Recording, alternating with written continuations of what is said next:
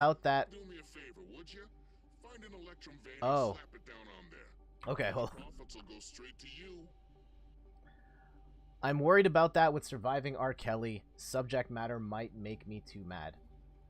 Yeah, yeah, that's a very valid concern. R. Kelly has lived, as far as we know. Well, I mean, we don't know for sure, but there's been a lot of disturbing allegations about the way he has carried himself pretty much for the entirety of his career. So, I mean, there are some of his music I love, but I think now knowing what's happening with his life and stuff, it's hard to go back to that. Although it does open up the argument of, here we go. I'm gonna pause here just for a sec, and we can talk about this. I think this is an interesting subject because I've had this subject. I've talked about this a couple times with other people in private about like separating R. Kelly. Oh man, yeah, just discussing the work, the art of the person who makes it versus the person. Can you separate those two things? Because there's people like, let's say, Extentacion, who, R.I.P. He made music that a lot of people really liked, but he also did some really bad stuff and had lots of charges against him, beating women, beating his pregnant girlfriend, stuff like that. 6ix9ine has all sorts, like this giant rap sheet of stuff. Also still had hit singles out there.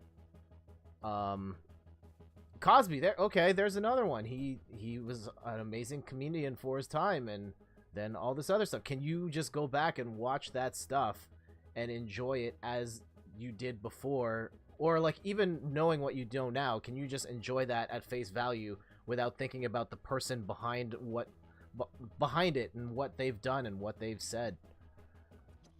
And it's tough, and the answer is going to be different for every single person. I just feel like wherever you happen to draw that line, you just try and make it as consistent as possible of like, well, this person did crime X, but I still like their music, versus person Y also did crime X, but I'm not going to like their music because they did this crime. Like, it doesn't... Try...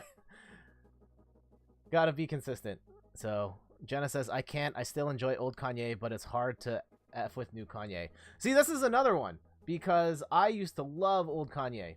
And, like, his music, IMO, has fallen off a cliff.